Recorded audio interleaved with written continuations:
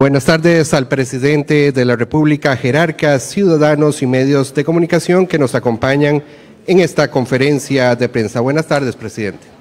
Muy buenas tardes al pueblo de Costa Rica. Muchas gracias a los medios de comunicación que vienen a compartir esta rendición de cuentas con ustedes en su casa. Hoy es martes, no es el día usual de la conferencia de prensa.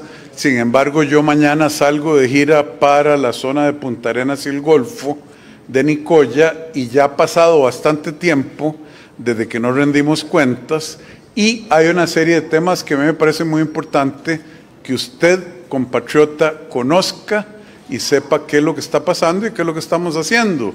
Infórmese directamente de la fuente y ahora es la ocasión para hacerlo. Adelante, don Arnold. Así es, presidente. Vamos a comenzar esta conferencia informando sobre la visita de los jerarcas a Paso Canoas para atender el tema del flujo migratorio. Antes, observamos el siguiente video.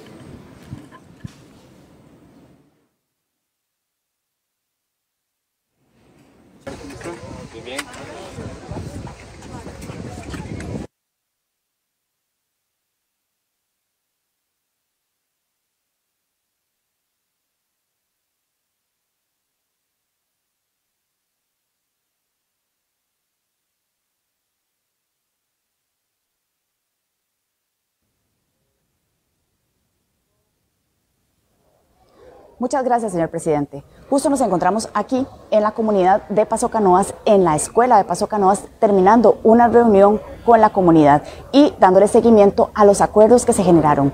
Aquí les comento, desde el Ministerio de Salud tenemos presencialmente una comitiva de alto nivel de la OIM, en donde apartamos el tiempo para poderles mostrar y hacer un recorrido sobre el manejo que se está haciendo de la población migrante en tránsito y con el fin de que podamos seguir articulando y obteniendo más fondos para mejorar esta atención.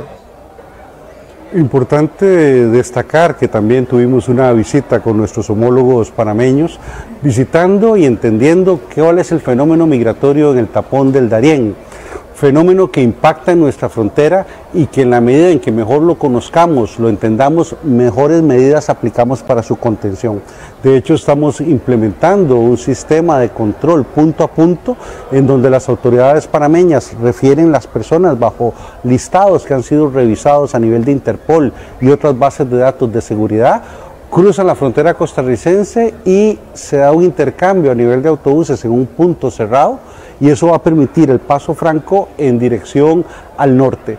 Con esto mejoraremos mucho la seguridad migratoria, pero sobre todo estamos descongestionando el punto de Paso Canoas para que Paso Canoas vuelva a ser lo que en esencia era antes de este fenómeno de impacto de flujos migratorios y atendiendo los propios flujos con orden, humanismo, como es la tradición costarricense, pero sobre todo con mucha seguridad y respetando las normas jurídicas internacionales. Presidente, indicarle que estas imágenes que observamos fueron de este fin de semana, captados por un equipo de Presidencia de la República en compañía del Ministro de Seguridad. Adelante. Bueno, todos sabemos que hay una crisis migratoria a lo largo de todo el continente americano.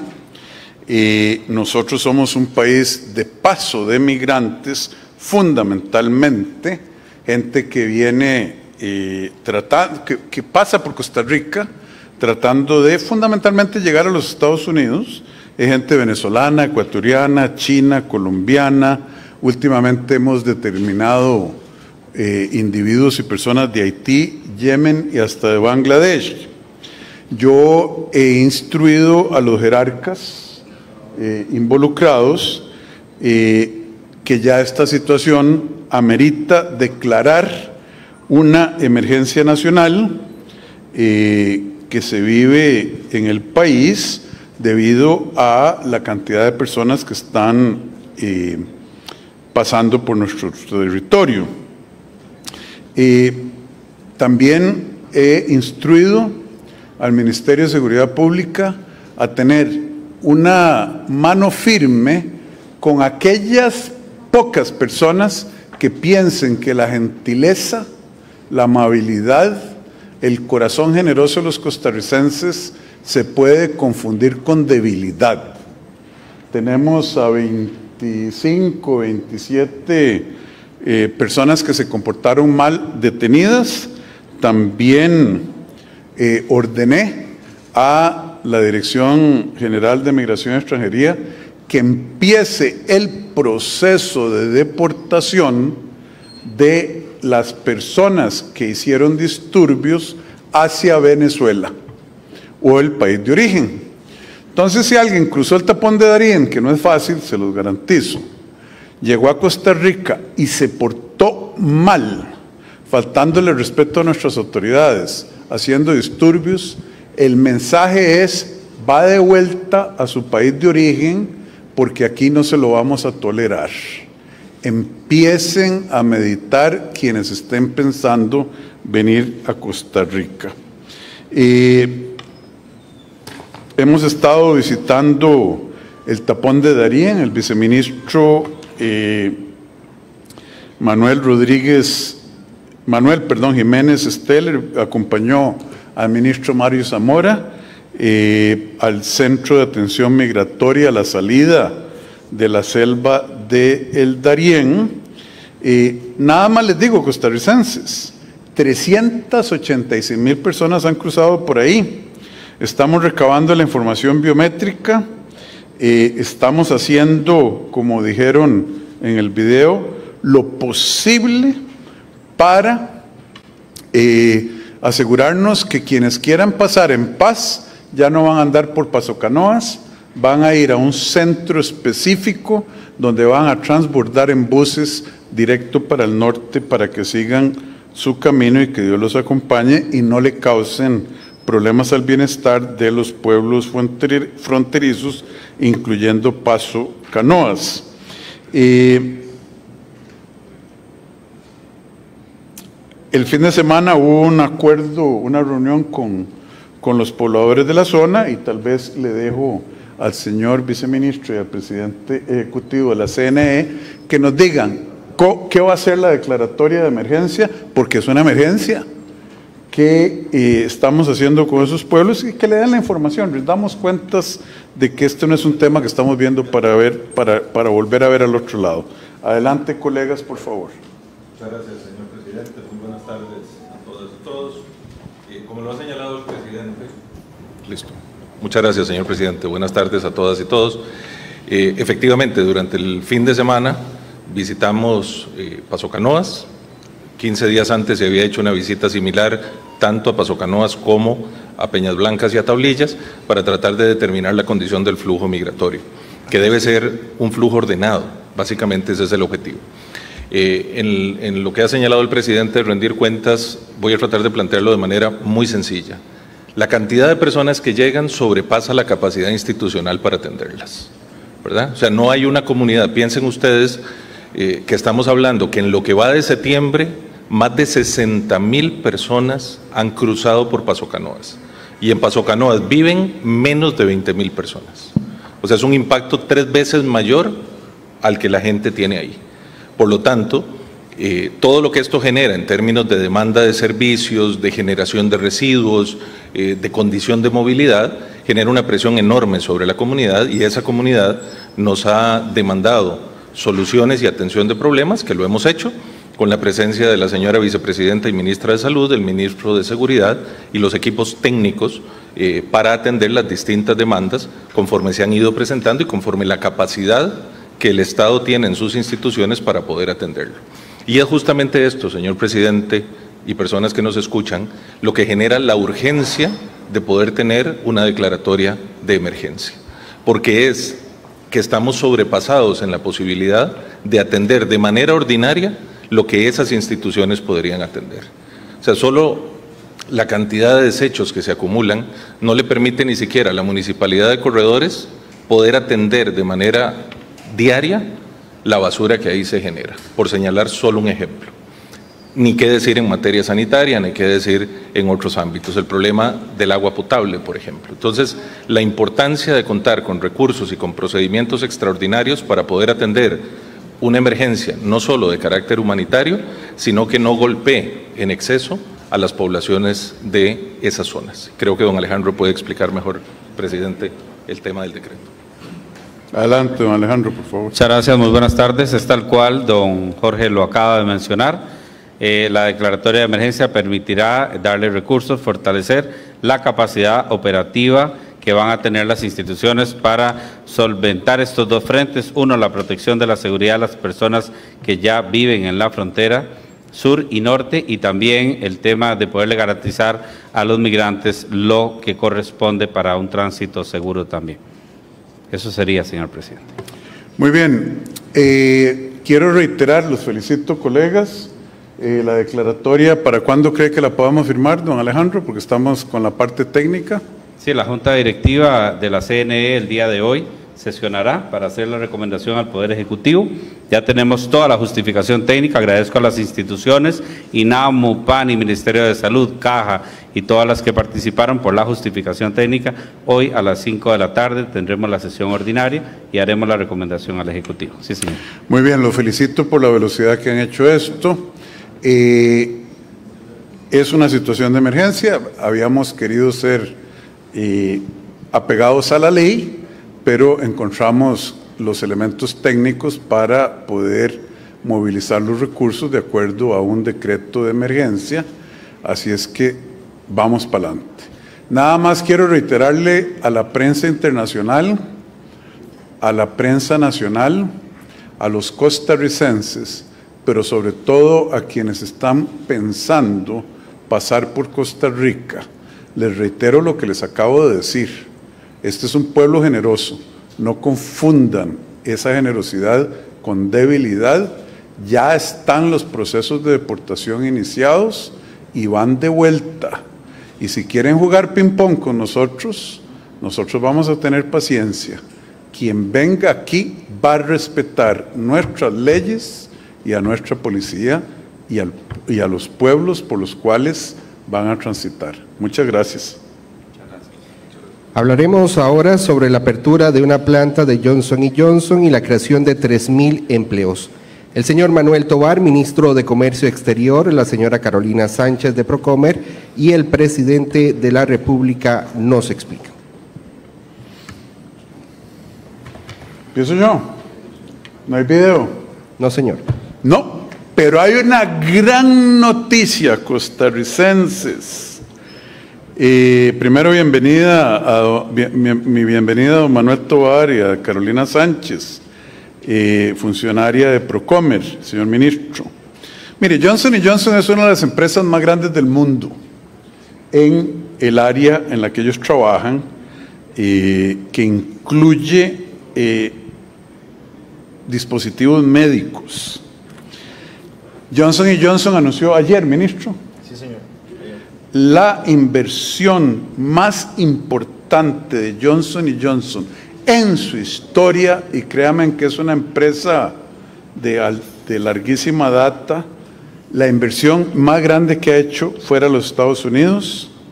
Es una inversión de cientos de millones de dólares que le dará trabajo a 3.000 costarricenses, encadenamientos productivos al área del occidente del país, y a mí me llena mucho de orgullo porque ustedes se acordarán que a principio de gobierno había temas con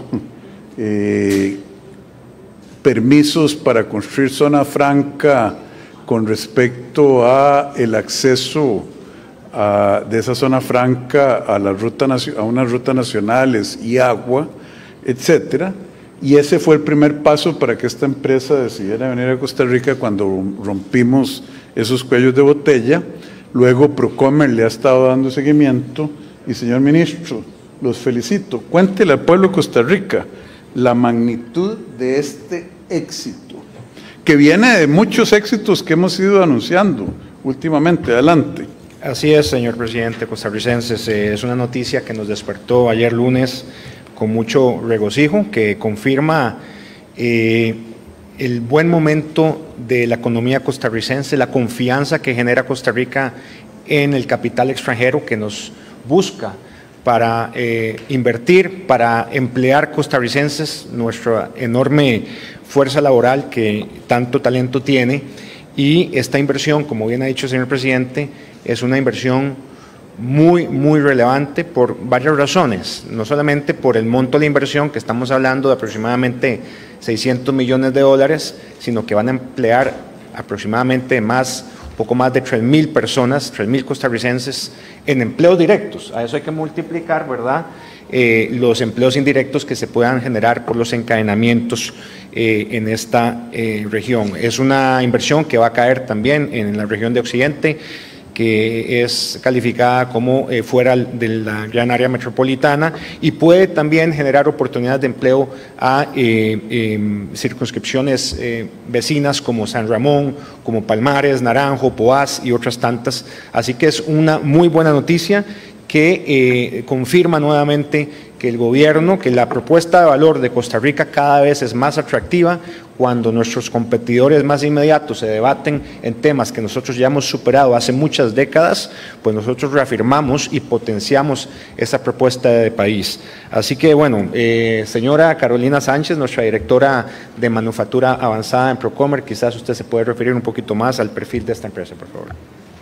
Claro que sí, señor ministro y señor presidente. Estamos muy contentos desde la Promotora de Comercio Exterior por esta noticia que nos llena de orgullo. Realmente han sido meses de trabajo muy arduo en torno a este proyecto, y nada más quiero darles visibilidad de lo que significa esto para el país. Johnson & Johnson es una de las empresas top mundial, a nivel mundial. Estamos hablando forma parte de las 5 mejores empresas a nivel mundial en manufactura de dispositivos médicos e industria farmacéutica. Esto nos pone en el mapa a nivel mundial en atracción de inversión extranjera directa, específicamente en el sector de ciencias de la vida, que es actualmente el motor de nuestra economía, es el principal producto de exportación que tenemos como país. Y lo que esperamos es que este anuncio de Johnson & Johnson sirva también para seguir consolidando esa posición de Costa Rica y poder atraer otros proyectos de inversión relacionados a este. Entonces, le damos la bienvenida a Johnson & Johnson y esperamos seguir atrayendo más proyectos de inversión de este tipo. Excelente, los felicito. Últimamente tuvimos Johnson & Johnson, sí, bueno, una ampliación de Intel, Boston Scientific. Y bueno, vienen otras más que no podemos anunciar todavía porque... No, pero esas tres Intel, son las más Boston Scientific, sí, y Johnson & Johnson. ¿Cuántos empleos anunciaron que iban a contratar? Estamos hablando de aproximadamente más de 5.000 en total. 5.000 empleos altamente pagados para gente que al obtenerlos se van a ver beneficiados. Y vienen otros proyectos muy interesantes. Lo que pasa es que tenemos que ser un poco pacientes porque no le corresponde al gobierno anunciar cuándo, sino a las casas matrices de estas empresas multinacionales determinar cuándo pueden hacer públicos anuncios, pero vamos a seguir comunicando buenas noticias para los costarricenses. Muy bien, los felicito, muchas gracias. En el tercer anuncio, el Ministerio de Obras Públicas y Transportes nos informará de varias acciones. Vamos a iniciar con una actualización sobre las acciones en la ruta Cambronero. Para ello, observamos el siguiente video. Buenas tardes, señor presidente. Aquí seguimos en Cambronero trabajando en las diferentes obras en las cuales usted nos ha pedido que podamos invertir para mejorar la seguridad de esta ruta. Hemos hecho 6 obras en el último año. En los últimos 12 meses le hemos invertido cerca de 4 millones de dólares a esta ruta. Desde este muro de retención gigante que hicimos de cerca de 700 millones, levantamos el Alto de Santiago que tenía 30, 40, 50 años sin que nadie le hiciera nada, aunque sabemos que es un trabajo paliativo porque se va a seguir deslizando y que tendremos que hacer un puente como el que se está haciendo en Ruta 27. Hemos colocado alcantarillas, pusimos y quitamos un puente Bailey, hicimos una ruta alterna que ahora le quedará a la Municipalidad de San Ramón. En general le hemos invertido mucho dinero, pero nos hace falta para poder atender todos los taludes de corte y para poder gestionar y minimizar los riesgos a la hora de pasar por esta carretera. El gobierno de la República se ha comprometido con esta carretera y con todas las carreteras del país, haciendo inversiones que se llevaban muchísimos años de no realizar. En general, ese es el trabajo continuo que usted y el señor ministro Luis Amador nos han pedido y aquí estamos haciendo ese trabajo por Costa Rica. Volvemos a Casa Presidencial con ustedes. El presidente y don Luis Amador nos explican. Adelante, don Luis. Muchas gracias, don Rodrigo. Ahora sí. Ahora sí, buenas tardes. Venimos trabajando en la recuperación de Cambronero, pero no nos quedamos ahí. Como experiencia aprendida, hemos desarrollado un protocolo para atención en vías de montaña. El protocolo aplica a una serie de rutas. No sé si podemos ver tal vez un par de imágenes del protocolo. Creo que por ahí hay un par de filminas. La idea es que este protocolo nos sirva para poder preventivamente cerrar las carreteras cuando sabemos que hay un posible riesgo elevado para los que transitan. Ahí vemos las rutas, por ejemplo, que están incluidas. Tenemos Ruta 1, varios segmentos, Ruta 2 en El Brujo, Ruta 3 en Desmonte, Ruta 10, Juan Viñas, 14 en Río Coto, la 32, que ya ustedes la conocen, la 34 allá por Tárcoles, la 126 por Cinchona, la 140 por Aguasarcas, etcétera. Ahí sigue el listado de rutas. Las rutas vamos a integrarlas dentro del mapa de Waze para que cuando estén cerradas la gente sepa que la ruta se cerró temporalmente. Estamos en conversaciones con Google Maps para poder integrarla ahí también. Sin embargo, hay un protocolo que hay que afinar. Y la intención es que la población comprenda que si hacemos los cierres es porque se ocupa preventivamente cerrar, porque hay alta probabilidad de que hayan deslizamientos en la carretera. Vamos a continuar ahora con un importante anuncio sobre el tema de los parabuses. Ministro. Sí, aquí es importante mencionar que estamos con el proyecto de sectorización como modernización de transporte en el área metropolitana, pero el usuario tiene que sentir esa conveniencia de usar el transporte público, y en Costa Rica llueve casi 6 meses al año. Entonces, la idea a la que nos dimos tarea fue preparar un proyecto donde pudiéramos, contra publicidad exterior, lograr la instalación de techos de parada de bus como los que se miran ahí. Son modulares, o sea que si se ocupan varios en serie se pueden colocar, y que se les da a las empresas de publicidad exterior a cambio de que los utilicen para la publicidad. Hay un diseño abierto, hay un diseño cerrado, que es la filmina que sigue, en el cual tratamos de dejar en transparente el parabús, que sea conveniente contra la lluvia y que pues también no sea inseguro. Hay aspectos de iluminación, hay aspectos asociados al diseño, y el día de hoy se está invitando a todas las empresas de publicidad exterior para que participen. Hay un concurso, una contratación a través del ministerio en el cual los vamos a estar dando. Si gustan, pasamos a la filmina que sigue. Bueno, esos son un poco los requisitos, eso no es necesario mostrarlo aquí, la que sigue. Aquí en Ruta 32 hay alrededor de 112 puntos de paradas a lo largo de la vía, los cuales van a tener este tipo de parabús. Ese es el segundo sector al cual vamos a implementarlo, y toda carretera nueva vamos a implementarlo en todas las carreteras nuevas que se vayan abriendo en el país. En circunvalación son alrededor de 95. Aquí podemos ver en el mapa del gran área metropolitana los diferentes puntos donde vamos a tener esas paradas de bus desarrolladas, yo espero, don Rodrigo, de aquí a unos pocos meses. Excelente. Todo lo que sea mejorarle la vida a la gente, don Luis, es bienvenido. Muchísimas gracias. Lo felicito. Seguidamente, el ministro, el presidente ejecutivo del INCOP se referirán a una denuncia importante en esa institución.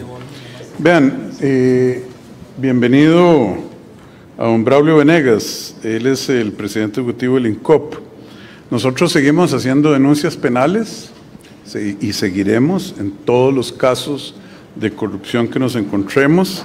Hemos hecho muchas o algunas sin darle mucha relevancia o comunicación, pero en este caso yo encuentro esto verdaderamente ofensivo. Entonces quisiera que don Braulio le cuente al pueblo de Costa Rica qué fue lo que pasó y por qué estamos poniendo una vez más una denuncia penal por actos graves de corrupción. O el señor ministro, el que quiera comentarle al pueblo. No, tal vez simplemente mencionar aquí, don Rodrigo, que el día viernes, don Braulio detectó una serie de presuntas anomalías, siempre hay que decir presunto hasta que no esté juzgado el asunto, y a partir del lunes del día de ayer empezamos a tomar las acciones necesarias. Braulio les va a dar los detalles. Muchas gracias, señor presidente. Buenas tardes, señores de la prensa, pueblo de Costa Rica. Sí, el día de hoy vengo a presentar una denuncia pública sobre unos hechos irregulares en el manejo atípico de documentos públicos. El cuadro fáctico, a nivel de resumen, lo que puedo indicar es que una serie de funcionarios, un grupo pequeño de funcionarios del INCOP, coordinó la sustracción de unos documentos, entre ellos expedientes administrativos, y se los entregaron a un tercero que no es funcionario de la institución. Aquí hay varios elementos, don Rodrigo. Uno, no hay cadena de custodia. Eso quiere decir que si yo llego y le doy un expediente o un folio a don Rodrigo tiene que recibirme el documento con las indicaciones de qué es lo que se está entregando. Eso no existe, ya lo consultamos a lo interno, no hay una cadena de custodia de los documentos que se sustrajeron y luego volvieron a entrar a la institución.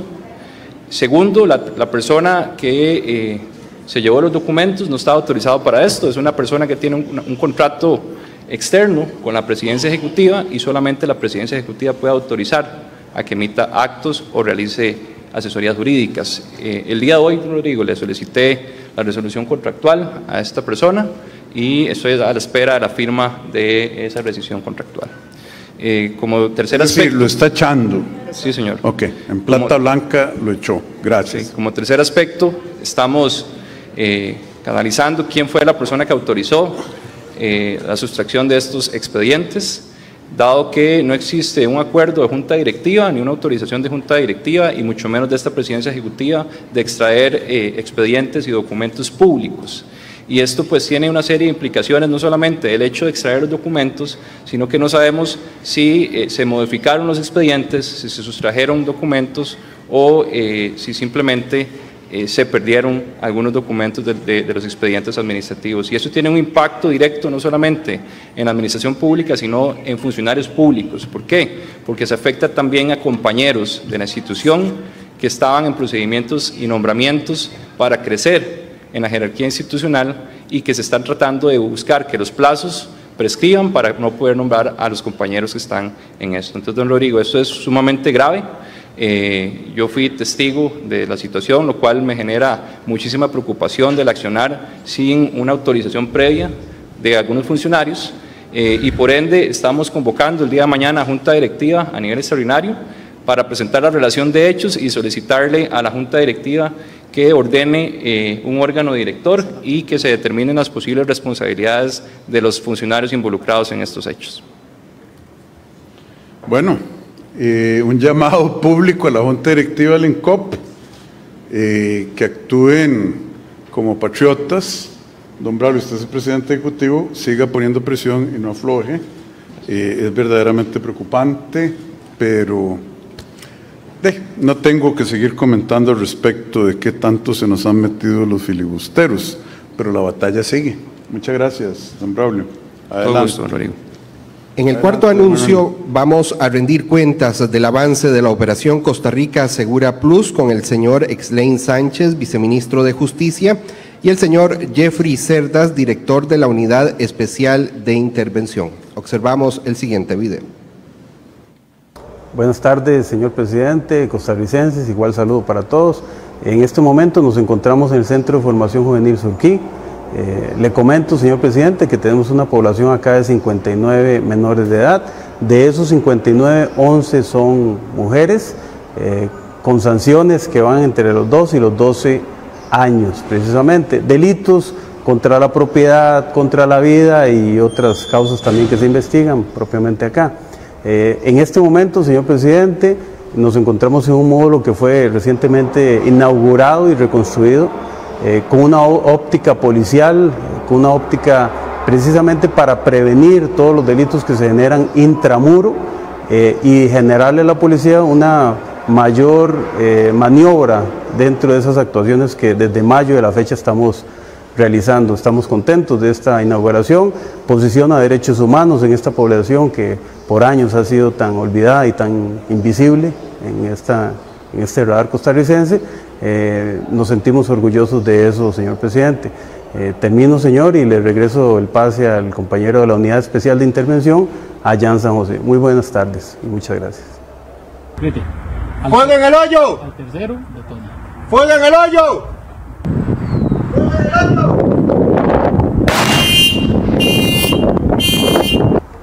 Gracias, señor viceministro de Justicia. Buenas tardes, señor presidente y costarricenses. Nos encontramos en una zona capitalina en donde hubo una llamada de alerta ante el hallazgo de una granada de fragmentación, la cual el equipo de técnicos en explosivos de la Unidad Especial de Intervención, UEI, adscritos al Ministerio de la Presidencia y únicos por ley, proceden a desactivar y destruir dicho artefacto, siguiendo todos los protocolos que son necesarios en estos hallazgos, velando siempre por la seguridad física de la ciudadanía y de los compañeros oficiales. Paso a contarle, señor presidente, que de enero a la fecha se han realizado 15 intervenciones de desactivación y destrucción, no solo de granadas, sino de morteros y dinamita en barrenos, cifra que ha aumentado considerablemente, pasando de una por mes a casi 3 mensuales. Hacemos un llamado a la ciudadanía para que en caso de estos hallazgos no manipulen los artefactos, sino se comuniquen al 911 para que los expertos se hagan presentes. Es todo desde acá. Vuelvo con usted, señor presidente, que está en Casa Presidencial, con más información. Muchas gracias al señor viceministro y al señor director. Preocupante, cada vez vemos más AK-47, cada vez vemos más explosivos de esta naturaleza, y la ley de control de armas que nosotros enviamos al Congreso desde hace meses, durmiendo el sueño de los justos, junto con otras 4 leyes que son indispensables para controlar la ola de criminalidad y homicidios. Pero yo me voy a referir a eso al final. Adelante, señor ministro de Justicia. Muchas gracias, señor presidente. Continuando con esta información, efectivamente este gobierno se encuentra preocupado por la situación criminal que hay en el país. Sabemos que se mide por homicidios. Si contamos desde el 2018 a la fecha, la tasa no ha bajado de los 11. El año pasado fue el 12.5. Hemos venido por eso trabajando en una operación Costa Rica Segura Plus y una operación policial sostenida en aras de impactar. Y por eso es que al día de hoy, en cuanto a lo que es la policía penitenciaria, hemos hecho más de 6.900 intervenciones, hemos decomisado más de 3.000 celulares, pero igual hemos sacado 23.000 armas que han evitado la comisión de delitos desde los centros penitenciales.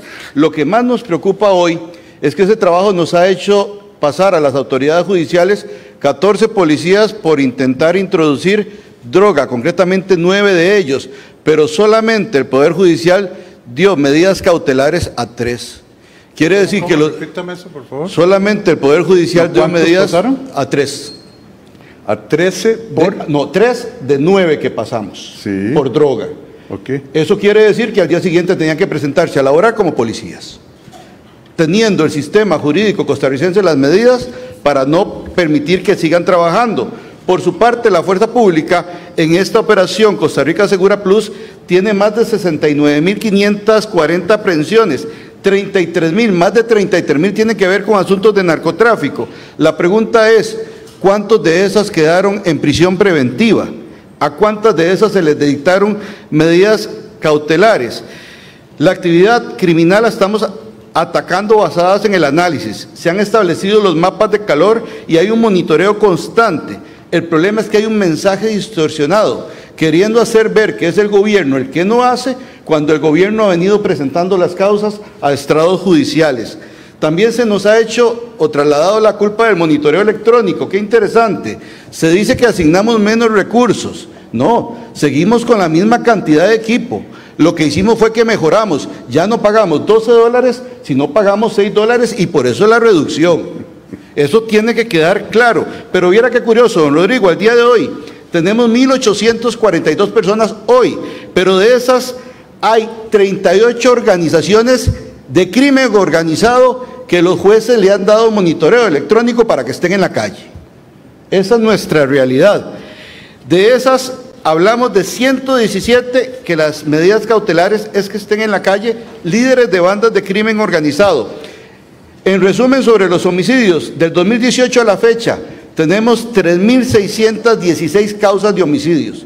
Eso ha implicado 3.616 expedientes y al día de hoy no sabemos cuántos de esos han pasado con un informe positivo, han pasado con una acusación del Ministerio Público a los jueces, han sido elevados a juicios o han sido condenados. Entonces el trabajo se ha realizado, pero viene la lucha de poder y más interesante es cuando intervienen los jueces de ejecución de la pena ordenándonos a nosotros que dejemos libres a las personas. Y aquí mencionamos un caso, el de Pres, donde el informe del instituto recomendaba la no concesión del beneficio y aún así el juez lo dio. La semana pasada se le detuvo nuevamente y al día siguiente fue puesto en libertad. Tenemos igual el caso que sucedió recientemente en San Carlos, donde una persona en el 2005 fue condenado a 20 años de prisión, tenía que cumplirlos en el 2025 y el juez de ejecución de la pena en diciembre del 2021 le da la libertad condicional. Eso es. Y ahora está detenido por sospecha de haber asesinado a una joven, a la joven Juliana Sánchez de Cartago de 19 años. Exacto. Y es que interesante, hay una orden de los jueces de ejecución de la pena que le ordena al Instituto Nacional de Criminología el diseño de una fórmula para que asegure el no incremento de la población penal y la erradicación del hacinamiento crítico. Y tenemos que implementar sistema de cuotas mínimas mensuales para egresar a las personas, sin un criterio técnico. Esa es la parte que nos preocupa y por eso es que hemos estado trabajando fuerte con el Instituto Nacional de Criminología. Tan es así que el pasado 7 de junio yo mismo presenté una denuncia ante el Ministerio Público por las más de 900 personas que habían sido cambiadas de modalidad en delitos relacionados con psicotrópicos, contra la vida y contra la ley de armas. Estamos esperando que esa investigación siga, pero no sabemos el curso. ¿Cuál es el trabajo del instituto? De la fecha desde que asumimos, de mayo acá, hemos revisado 1.570 casos. Solo se han aprobado 115 de cambio de modalidad. Esto es un promedio de 70 por mes, que no es ni el 7% del total de los privados de libertad. Y estamos siendo responsables. Es más, en este 2023 estamos recibiendo solo 70 casos y se están aprobando 43 de personas que todavía no tenemos conocimiento que hayan cometido alguna violación a las leyes costarricenses. Por eso es que en días pasados sale una circular, la circular 03 del Instituto Nacional de Criminología.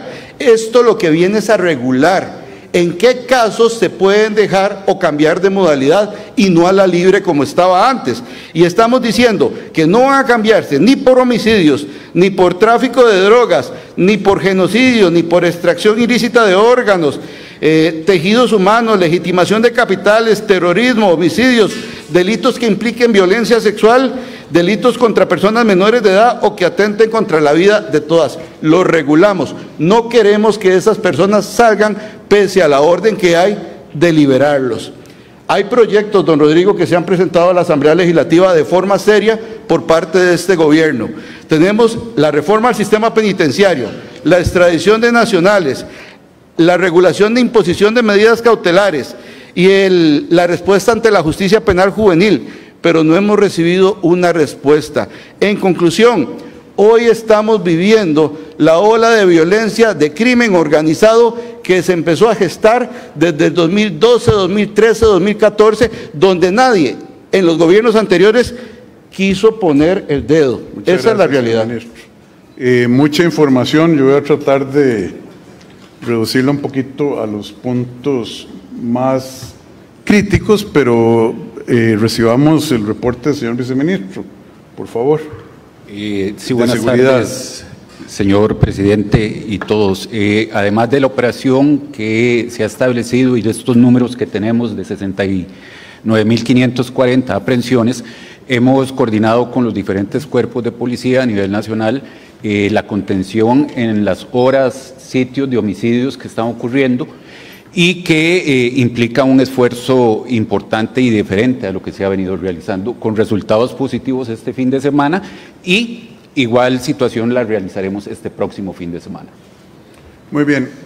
Yo quisiera resumir la situación de la manera que es típica mía hablar, que es tratar de ser muy visual. Miren, todos estamos preocupadísimos por la seguridad. Eso es una prioridad clara. 70,000, para números redondos, detenidos en unos pocos meses desde que lanzamos la operación. Pero los asesinatos, sobre todo, y la criminalidad de este tipo, no la puede parar la fuerza pública. Entiendan eso, compatriotas.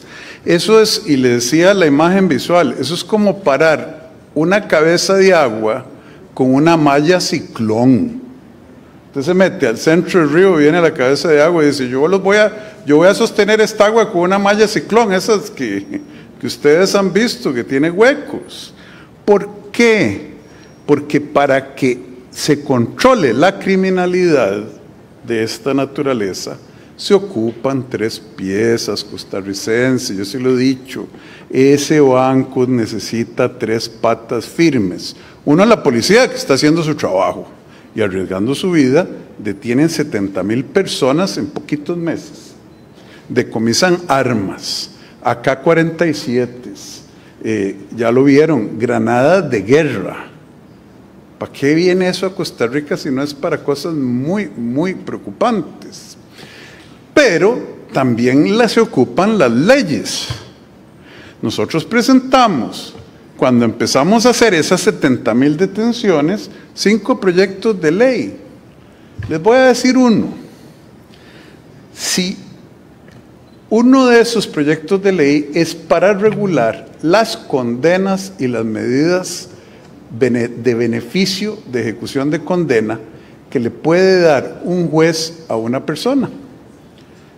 En este caso, yo con el dolor del alma tengo que decir que si esa ley hubiese estado en vigencia como nosotros la propusimos, Juliana Sánchez de San Carlos, de 19 años, hoy lo más probable es que estuviera viva, porque el indiciado, la persona que está detenida, que era un violador en serie, eso no está en disputa, el violador de la isla, a esa persona le regalaron años de que saliera adelantado bajo nuestro proyecto de ley, que duerme el sueño de los justos en la Asamblea Legislativa.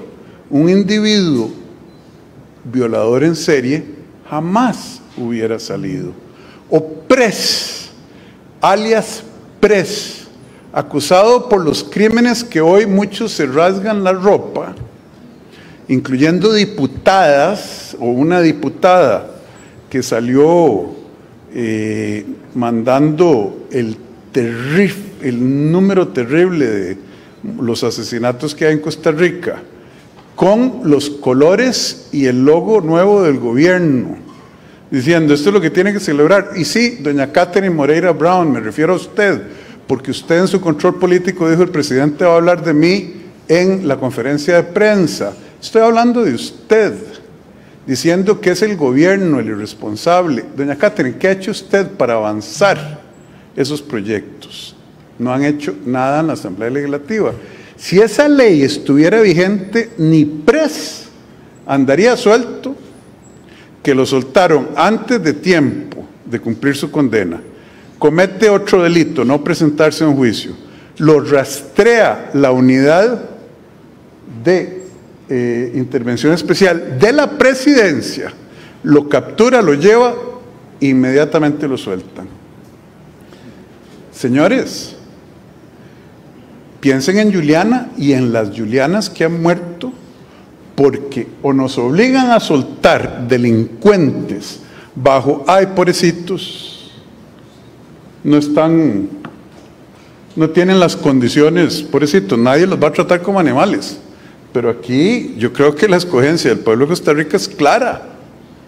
O lo sueltan antes, sin estudios.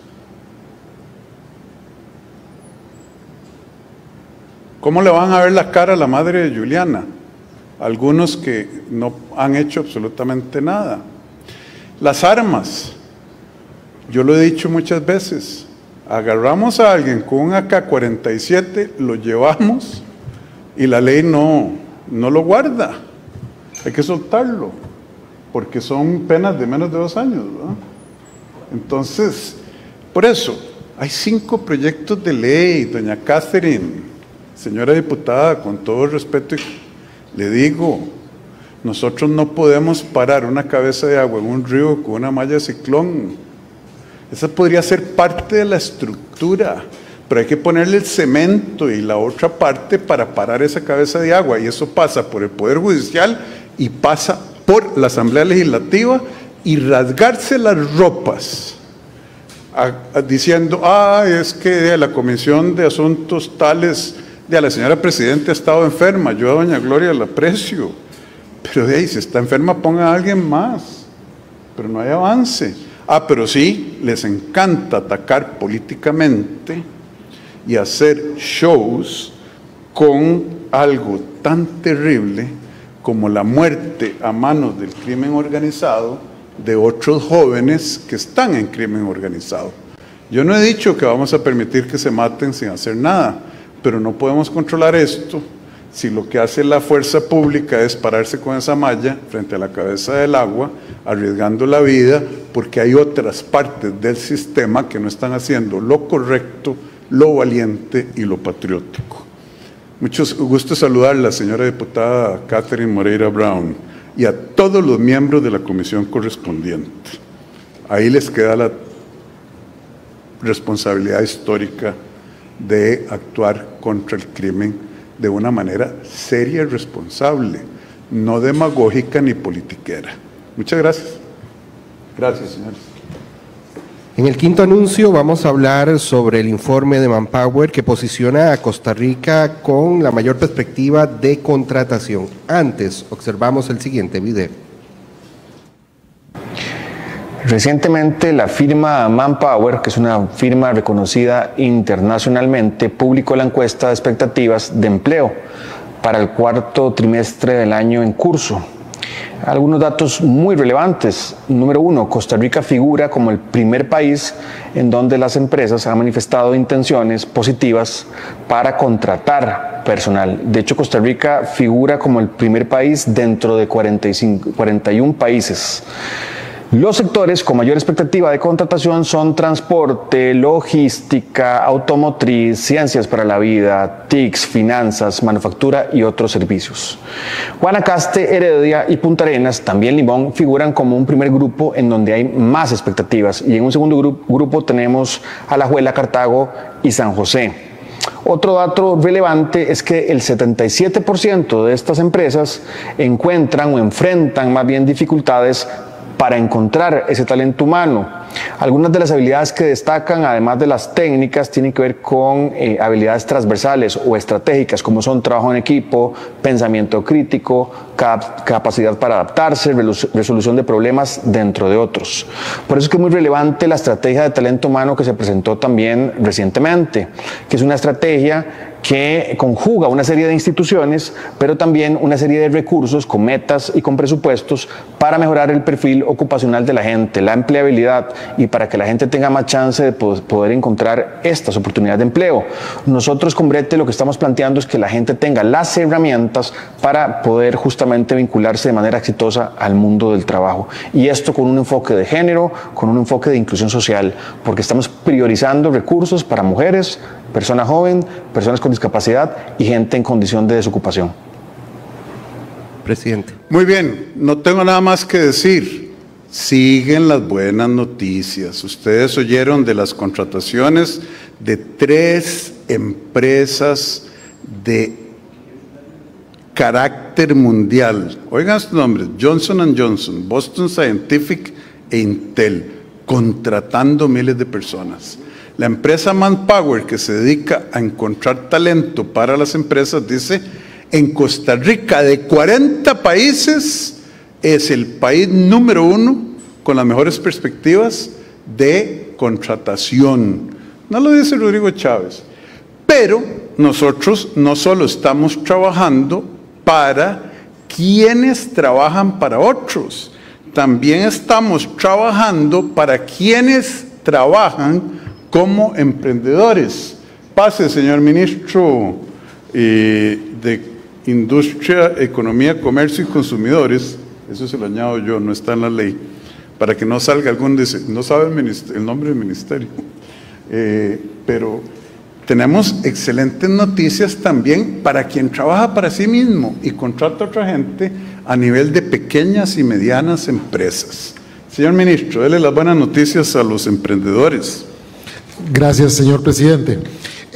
Hay una condición para las pymes, se llama la condición PYME, que se obtiene ante el Ministerio de Economía, Industria y Comercio, cumpliendo con dos condiciones. Una, estar al día con dos de las siguientes tres entidades, Caja, INS y Hacienda, y la otra cumpliendo con una fórmula que está establecida que involucra los activos de las empresas, las ventas y la cantidad de trabajadores. Dependiendo de cómo de esa fórmula, las empresas pueden obtener su condición de PYME. De hecho, que en diciembre ya habíamos hecho una reforma muy importante, que era ajustar esa fórmula según buenas prácticas internacionales para que más empresas pudieran clasificar como pymes. Pues bien, la buena noticia que damos hoy es que estamos ampliando, estamos firmando la ampliación de 2 a 4 años de validez o vigencia de esa condición PYME. ¿Por qué eso es muy importante? Porque la condición PYME le da a estas empresas, a las empresas que la tienen de manera oficial, que están registradas como tales, una serie de beneficios, algunas exenciones, tarifas diferenciadas en trámites ante el Ministerio de Salud, acceso a los avales de FODEMIPYME, acceso a banca de desarrollo, algunas condiciones de preferencia en las compras públicas, entre muchos otros factores. Entonces, lo que estamos haciendo es, sin duda alguna, muy, muy importante, porque, vean, esto es romper con una lógica que se tenía en el pasado. Básicamente, la lógica que privaba en el pasado era: está bien, le doy la condición PYME para que usted tenga esos beneficios y voy a estar deseando que se pase esos 2 años. Voy a estar deseando que a usted se le acabe para caerle con todo. Ojalá no venga aquí a renovar. Nosotros no. Nosotros dejamos trabajar a los emprendedores y las pymes y les estamos diciendo: mire, se la voy a dar y úsela por 4 años. Las empresas que en este momento ya la tienen, la condición PYME, se les otorgó antes de la firma de este cambio reglamentario, la tienen por 2, pero cuando vayan a hacer la renovación se les va a aumentar a 4 cuando renueven. Y todas las que lo hagan de hoy en adelante van a tenerlo entonces, todo ese cúmulo de beneficios por 4 años. ¿Qué es la idea de esos beneficios? Que las empresas los usen y obviamente que consoliden su vida como empresa en los primeros años, que son los más difíciles y es cuando más a la par de ellas hay que estar. Muy bien, un trámite menos, una incomodidad menos y más apoyo del gobierno para emprender. Ahí piense si a los que ya están, ¿para qué pedirles una segunda vuelta? Pero fíjese a ver si se puede hacer como una sábana que los cubra a todos de una vez. ¿Para qué? Si ya sabemos que les van a dar 4 años, pero se lo debo, señor ministro. Dejen trabajar a la gente, por favor. Yo sé que usted está comprometido. Muchas gracias. Con gusto. A partir de este momento vamos a... Yo tengo una reflexión que hacer. Sí, señor. Adelante. Desde mi punto de vista, compatriotas, hoy es un día oscuro, un punto negro en la historia de nuestro país. La Asamblea Legislativa reselló esta mañana tarde mi veto a la ley para sacar a Costa Rica de la lista gris de la Unión Europea. Era un veto parcial, porque sacar a Costa Rica de la lista negra era una prioridad de todo el país. Pero vean lo cínico que hicieron 38 diputados hoy en Costa Rica, porque es verdaderamente cínico, es verdaderamente terrible, es vergonzoso. La Unión Europea le dijo a Costa Rica: usted no puede permitir que mis ciudadanos, mis bancos y mis empresas eludan y evadan impuestos utilizando a Costa Rica. Y por eso están en la lista gris. 38 diputados hoy le dijeron a la Unión Europea: vamos a hacer lo que usted nos dice que es correcto hacer, y además nos sanciona, y en sacar a Costa Rica de la lista gris, le vamos a otorgar los beneficios que usted quiere quitarle a los evasores aquí en Costa Rica. Eso es vergonzoso, antipatriótico, y yo nada más me imagino el tipo de lobby, de influencias y de quién sabe qué más pudieron haber recibido esos diputados. Yo creo que los diputados de la República hoy perdieron, esos 38, la autoridad moral para seguir hablando del combate contra la evasión y la elusión fiscal, porque ellos mismos, contrario a lo que determinaron las autoridades administrativas, la Sala Primera y la Sala Constitucional le eliminaron herramientas para combatir grandes evasiones, grandes elusiones, en un país en que los mismos diputados dicen: le quitaron 3.000 millones a la educación para dárselo a la seguridad, y le quitan a la seguridad, no le dan lo suficiente, y al FES hay que darle más, y vamos a defender, y construyen hospitales y todo, y están erosionando la base tributaria en lo que yo llamo un acto de doble cara, falta de coherencia. Y quiero decirles, ya hay gente diciendo que esto es una derrota política a Rodrigo Chávez y al gobierno. No, es restregarle al pueblo de Costa Rica en su propia cara quienes están legislando en este país, para quienes están legislando y con qué intenciones. Esa es la política de antaño, la política matrafulera, la que traiciona a la patria, a los más necesitados. Hoy resellaron haciéndole un favor a los grandes bancos y a los grandes capitales de este país.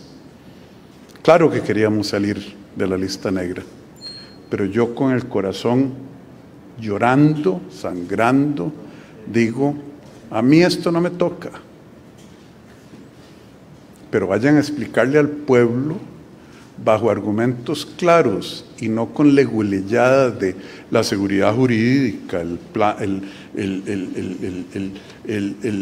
clima de inversión. Estamos creciendo, costarricenses. Acabamos de anunciar inversiones extranjeras directas enormes, que si no hubiera seguridad jurídica, que si no hubiera un buen clima de inversión, no estaríamos siendo el campeón mundial en inversión extranjera directa, 12% del PIB. Y estaríamos atrayendo esto. Esto verdaderamente es entristecedor. Quedarán en la historia marcados quienes votaron por ese resello. En lo personal, yo nunca en mi vida me he sentido más traicionado y desilusionado de una persona como la traición a los valores por los cuales competimos para llegar al poder, la traición que hizo la diputada Luz Mari Alpizar Loaiza. Marquen mis palabras. Lo que hizo Luz Mari Alpizar Loaiza hoy en la Asamblea Legislativa es una traición que yo repudio, que siento rechazo, que me avergüenza, porque eso es ser Judas. Lo que hizo esa señora hoy, para mí es la equivalente, guardando las proporciones, porque se trata de nuestro Señor Jesucristo, a lo que hizo Judas por 30 monedas de plata. Yo repudio de todo corazón que esa que fue ex compañera mía de batalla, haya traicionado, no una, ya varias veces, los ideales del pueblo de Costa Rica. Y esa traición por mezquindad, definitivamente, doña Luz Mari, me deja muchísimo que desear. La traición es uno de los pecados más grandes. Lo que usted dice que había que actuar es como justificar un crimen porque había que actuar. Y usted hoy se quitó la máscara ante el pueblo de Costa Rica, doña Luz Mari. Me da vergüenza ajena y le digo, nunca nadie en política ni en la vida profesional me había traicionado los valores por los que yo luché tanto. Los otros 37 diputados, entiendo, porque ellos sirven intereses claros y se retrataron de cuerpo entero.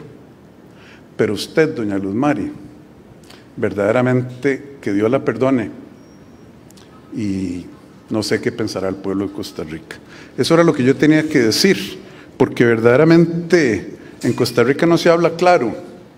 Y sí, se quitó la máscara, se retrató de cuerpo entero y desde mi punto de vista personal, esa foto que salió de ella me provoca rechazo, desagrado y otras palabras que me voy a economizar.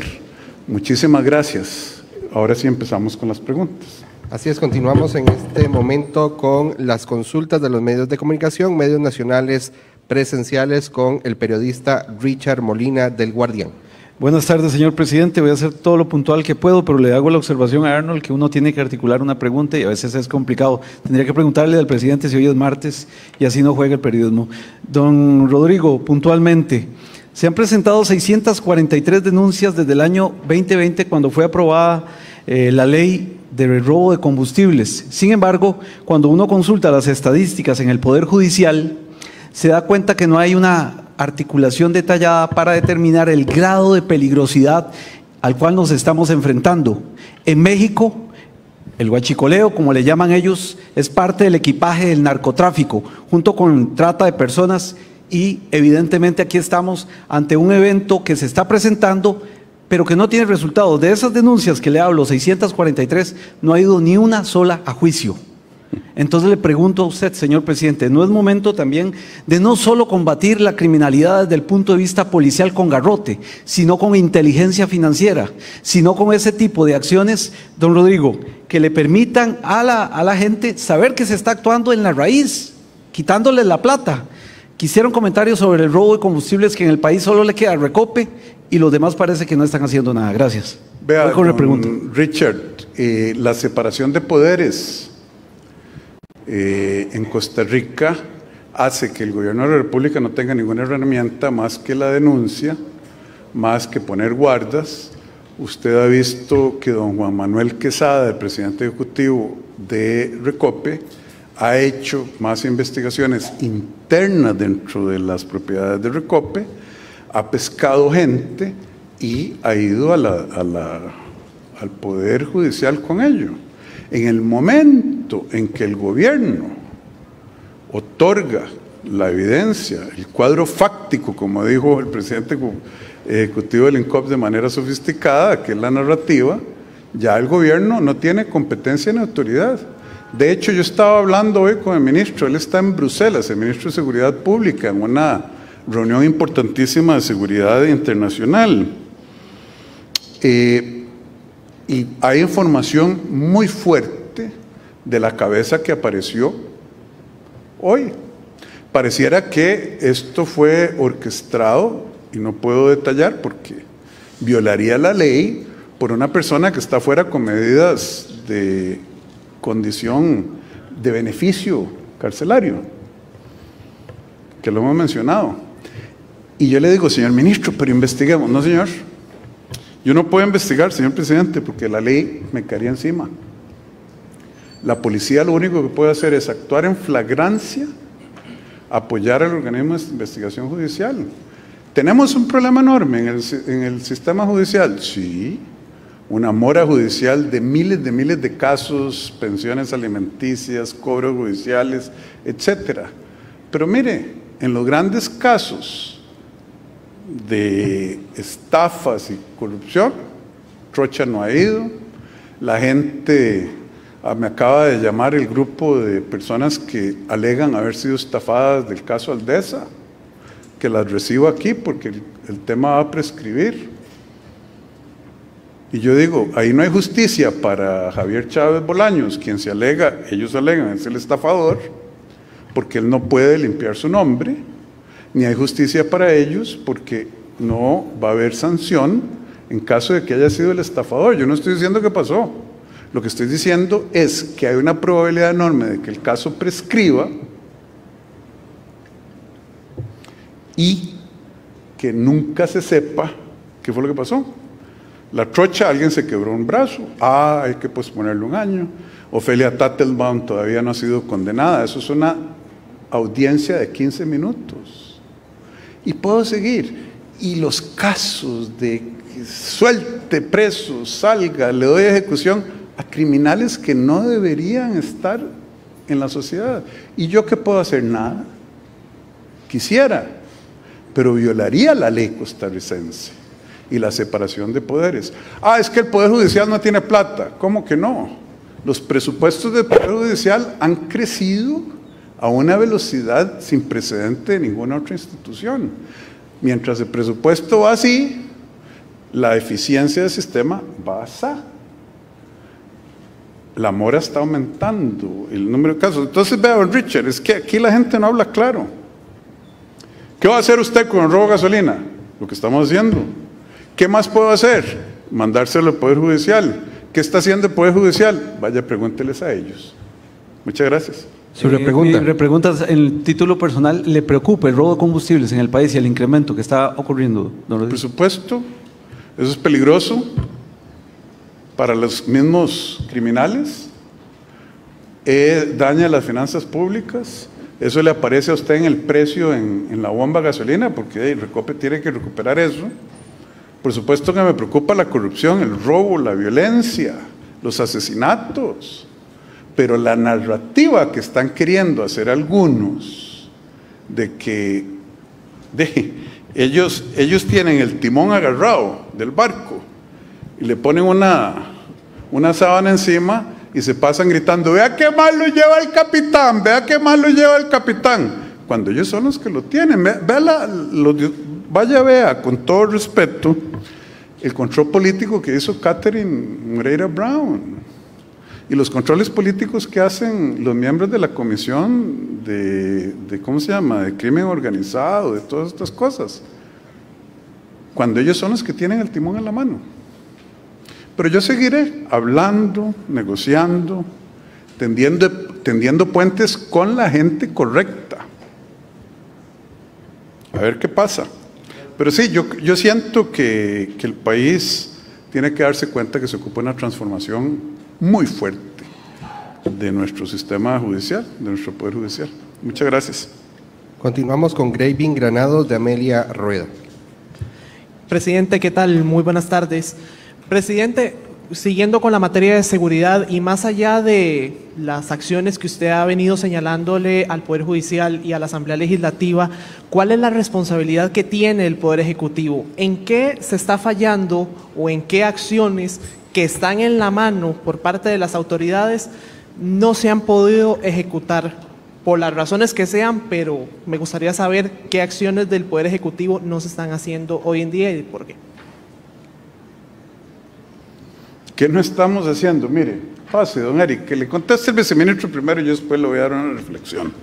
Adelante. Sí, parte de todas las estrategias que estamos realizando están dirigidas en dos rutas. Una ruta de control de los puntos de criminalidad que hemos venido realizando con diferentes organizaciones policiales, coordinando con OIJ para atender líneas puntuales de acuerdo a los datos estadísticos, pero también en una línea paralela la parte de prevención.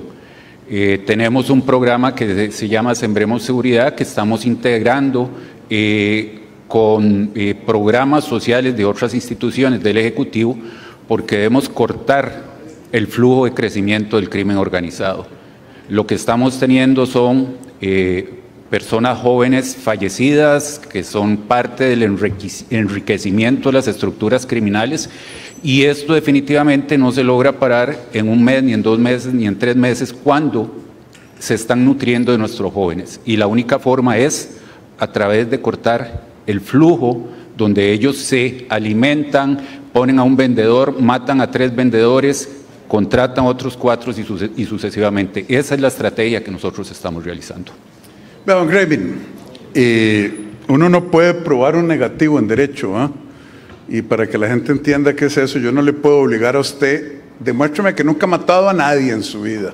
Eso jurídicamente no tiene sentido, porque es indemostrable. Yo le puedo decir qué es lo que estamos haciendo. Desde que lanzamos la operación Costa Rica Segura Plus, hemos detenido a 4 de los 5 personas que el Poder Judicial indica como los sicarios más importantes de la banda o de la estructura criminal del Diablo en Pocosí. Eso lo hizo el Poder Ejecutivo, eso no lo hizo el OIJ, la inteligencia, la investigación.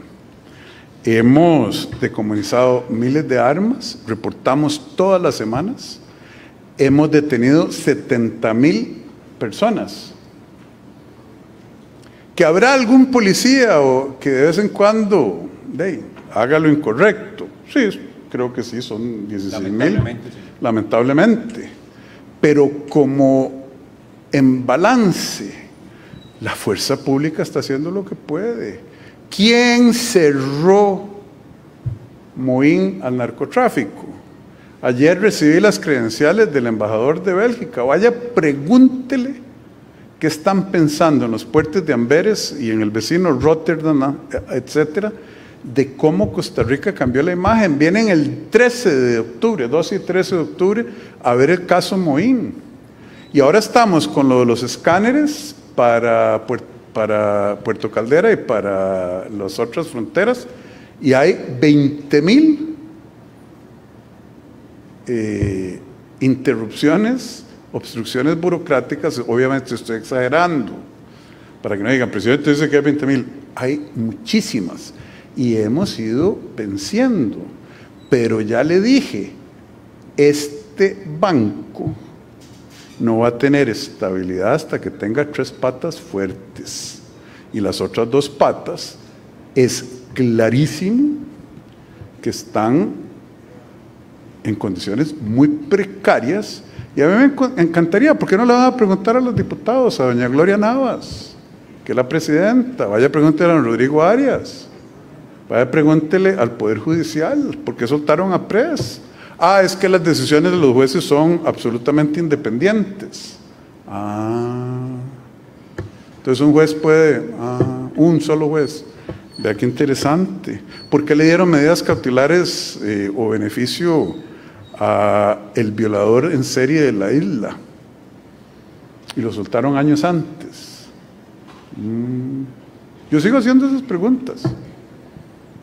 ¿Por qué alguien con un AK-47 no lo dejan detenido? Entonces, don Gravin, sepa que dentro del marco jurídico, y ahí anda un video de qué fue lo que hizo el señor Bukele en El Salvador. Usted esté o no esté de acuerdo, dése cuenta que los 2 elementos fundamentales de la acción del señor Bukele, o los elementos fundamentales, no están bajo el control del gobierno en Costa Rica. Tienen que ver con el Poder Judicial y la Asamblea Legislativa y las leyes que esta aprueba. Aprendamos. Muchas gracias. ¿Tiene repregunta? Sí. Sobre la misma línea, en la interpelación en la Asamblea Legislativa del 28 de marzo, el entonces ministro de Seguridad, don Jorge Torres, había anunciado que para el mes de noviembre se iba a presentar la política pública nacional en materia de seguridad. Entiendo que en abril o desde abril la administración viene trabajando con Costa Rica Segura Plus y todo lo demás, pero le quería preguntar cómo iba el proceso de elaboración de esta política pública, si se iba a estar presentando de política pública en materia de seguridad. La política pública...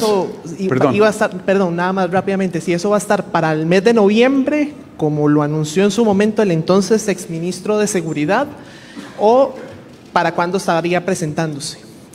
Vean, Gravin, la política pública está enfrente de los ojos de los costarricenses. Una columna o pilar de esa política pública, que son 5 proyectos de ley, que regula las capacidades, entre otras cosas, que regulan la capacidad de los jueces de aplicar medidas como las que acabamos de conversar sobre alias Press y el violador de la isla y todos los que hemos encontrado con ese tipo de cosas, o los grilletes, ¿cómo le llaman a los brazaletes electrónicos? Los brazaletes electrónicos, etcétera, etcétera, donde hay una diversidad de criterio y de acción enorme, ¿verdad? Esos 5 proyectos representan la columna vertebral del marco legislativo, que además influye la capacidad de acción del Poder Judicial, incluyendo los jueces de ejecución de la pena. En Costa Rica dicen, es que es culpa del gobierno. Sépalo, costarricense, el Ministerio de Justicia y Paz, que maneja las cárceles, no tiene el timón de las condenas, lo tienen los jueces de la ejecución de la pena. Y el Instituto Nacional de Criminología, donde tienen los expertos, manda las recomendaciones a la Fiscalía y a los jueces de ejecución de pena. Esta tarde vi llover y oí, ¿cómo es? Oí llover, más bien, decía la canción. Esta tarde oí llover, bueno. Y lo oyen como llover. Entonces, si eso no tiene dientes, ¿para qué tener ese perro guardián cuidando la casa? Costarricenses, entendamos el problema. Gracias, don Gravin, espero haberle contestado. Continuamos con Laura Solórzano, de Repretel. Señor presidente, muy buenas tardes. Mi consulta sería con respecto a la situación migratoria ahorita en Paso Canoas.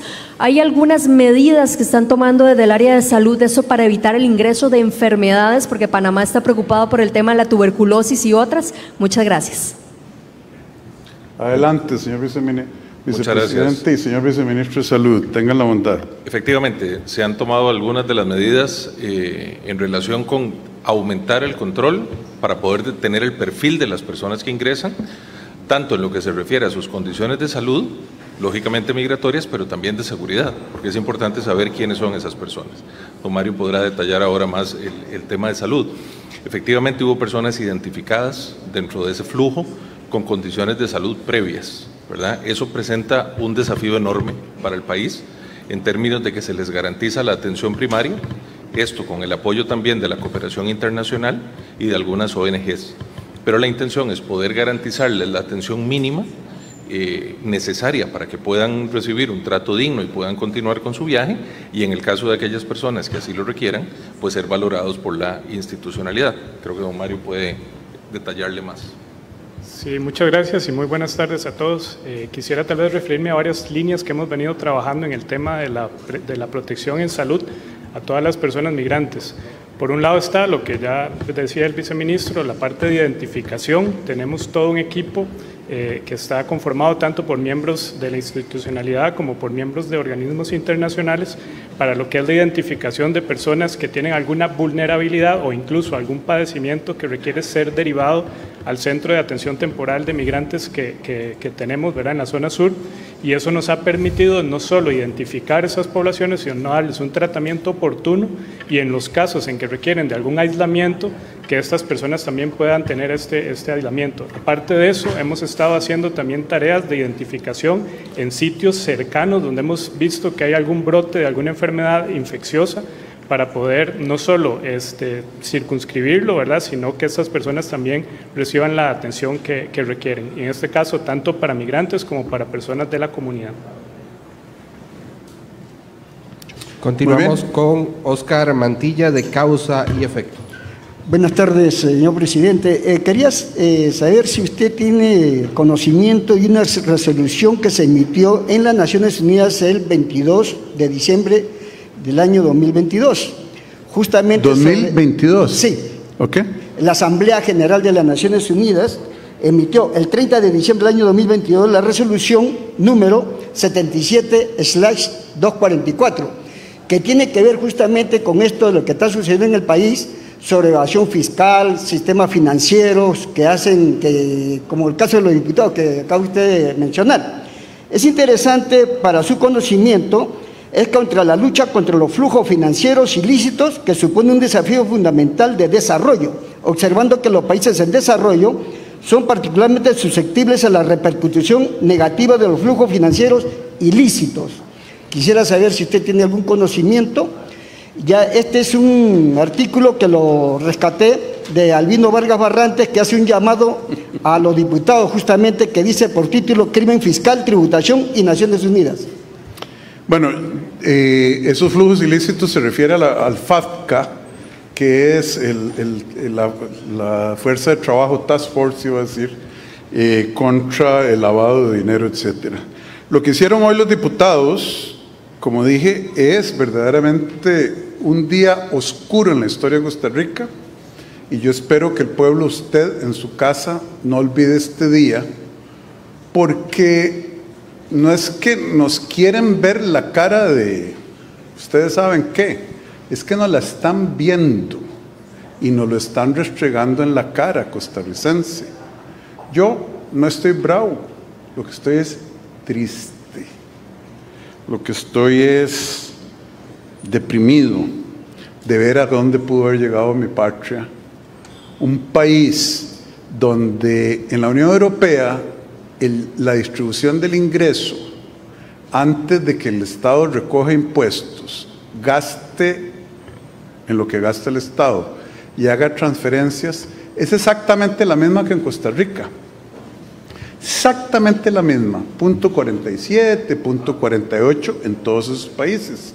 Pero luego de que esos gobiernos cobran impuestos, gastan y hacen transferencias, la desigualdad se cae a la mitad. ¿Usted sabe qué hace en Costa Rica el sistema tributario al que hoy los diputados le dieron una medalla de deshonra adicional?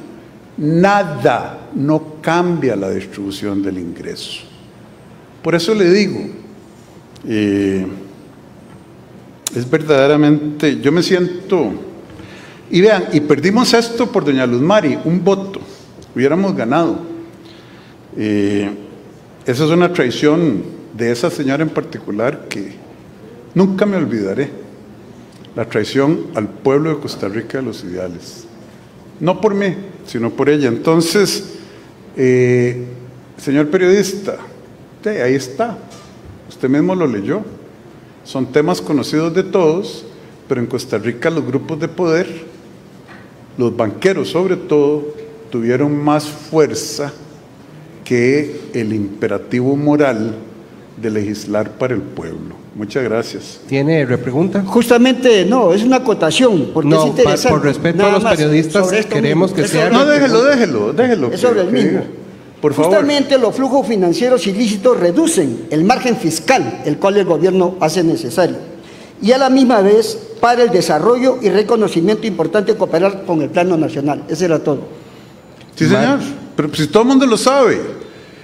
A mí lo que me llama poderosamente la atención, todo el mundo lo sabe, es que haya gente que nos quiera ver la cara de estúpidos, para no decirlo de otra manera, perdónenme, para meternos leguleyadas y temas técnicos para engañarnos, para ver si nos vamos con la finta. Hoy se retrataron de cuerpo entero y yo estoy aquí diciéndoselo, señores, qué vergüenza.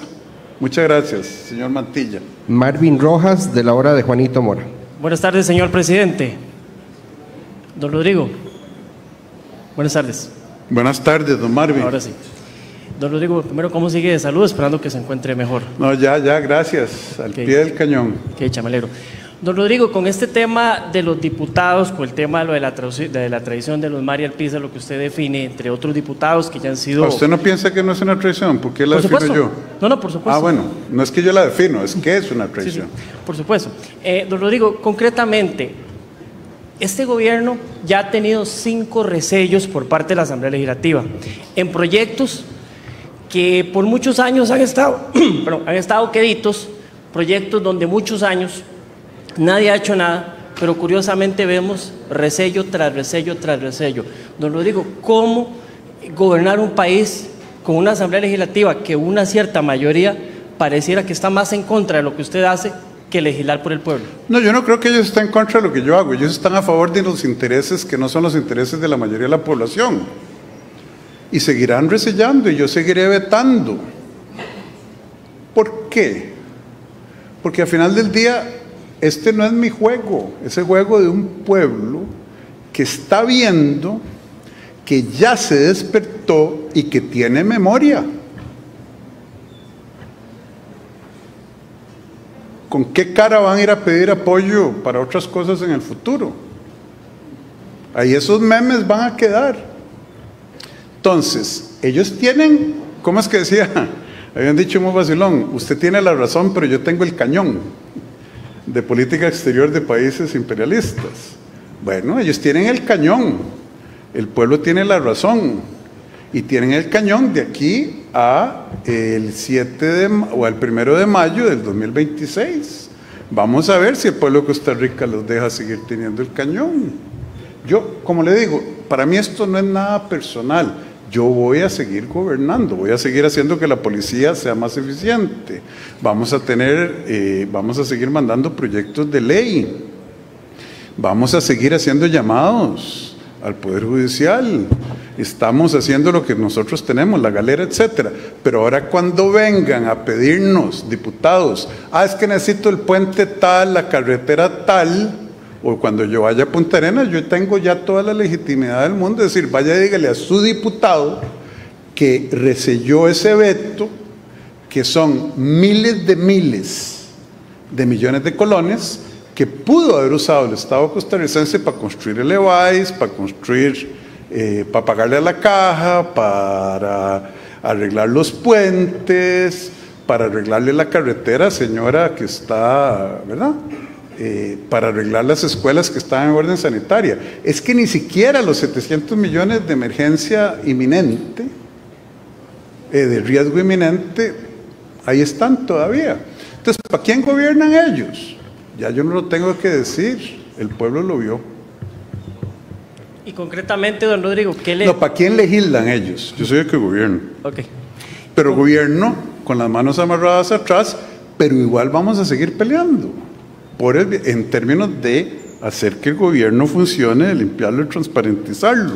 A mí me hubiera encantado que tuviéramos una mayoría legislativa de gente que le entre a estos temas de, ¿verdad?, de Poder Judicial, de estructura del Estado. Ha habido diputados que llegaron ahí diciendo, yo voy a mejorar las finanzas públicas y reorganizar el Estado. ¿Usted sabe qué han hecho? Absolutamente nada. La Comisión de Reforma del Estado, dígame una cosa que hayan hecho. Una. Y me callo. O dos. Todas las leyes que tenemos, no. Y vamos a quitar impuestos. No, lo que hicieron fue quitar ingreso fiscal, no impuestos, porque ese impuesto ya existía de acuerdo a la sala primera y a la sala cuarta. Entonces dicen, no, es que mi interpretación es que eso nunca se debe haber cobrado. La de interpretación de un diputado es más relevante que la de la sala primera y de la sala cuarta. Es que nos están viendo la cara. Eso es lo que están haciendo. Ahora, que nosotros nos dejemos es otra historia. Y don Rodrigo, concretamente, así a su estilo, decir las cosas sin pelos en la lengua, ¿qué le pide usted a los costarricenses con este tema tan complicado? ¿Qué mensaje le manda usted? La repregunta sobre el tema. No, esa es la pregunta. ¿Qué le pido yo a los costarricenses? No se dejen ver la cara, despiértense, fíjense lo que está pasando y mantengamos nuestra democracia, mantengamos nuestra civilidad y tomemos acción donde corresponde. nada más. Seamos buenos ciudadanos, eso es lo que le pido a los costarricenses. Continuamos con Richard Araya de Hablemos de Política y algo más. Buenas tardes, señor presidente. ¿Cómo le va? Sí, señor. Don Richard, ¿cómo está? Muy bien, y a todos los presentes. Don Rodrigo, la pregunta, entonces ganan las grandes empresas, los diputados de la República esta vez. Obviamente sí, don Richard. Y pierde el pueblo. Su repregunta. Entonces serían los filibusteros de este país. Califíquelos como el pueblo quiera calificarlos, pero hoy ganaron los bancos, los accionistas de los bancos, y perdió el pueblo de este país, sobre todo los más necesitados. Continuamos con Crisia León de Central Noticias. ¿Qué tal? Muy buenas tardes, don Rodrigo. Quisiera tomar su reacción con respecto a lo que comunicó don Gerald Campos y sobre la investigación que en este momento está llevando a cabo la fiscalía, sobre los más de mil personas que han sido liberados y que estuvieron ligados a diferentes delitos. Quisiera conocer su reacción y sobre todo también su llamado a las autoridades judiciales, sobre todo a aquellos jueces que se encargan de ejecutar las penas. Gracias. Don Gerald, hable usted de la investigación. Son 1000 personas que recibieron beneficios y que están siendo investigados los jueces. ¿Ese es el caso? La denuncia se puso en junio de este año y no sé si es responsabilidad o del instituto o de los jueces. ¿Quién puso la denuncia? Yo puse la denuncia, yo presenté el oficio con la lista de todos los casos.